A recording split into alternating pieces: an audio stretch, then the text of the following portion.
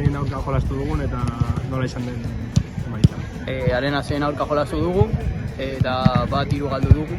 Nola izan da lehenengo zatia? Atsedenaldira huts eta 2 ailegatu gara, baina kontatu nugu pixkat nola izan den lehenengo zatia. Haiek irabazteko gogo gehiago adierazi dute lehenengo zatian eta horregatik lehenengo zatia beraientzat izan da, horregatik joan dira huts 2 atsedenaldira. Eta bigarrenean, nola ikusi duzu taldea?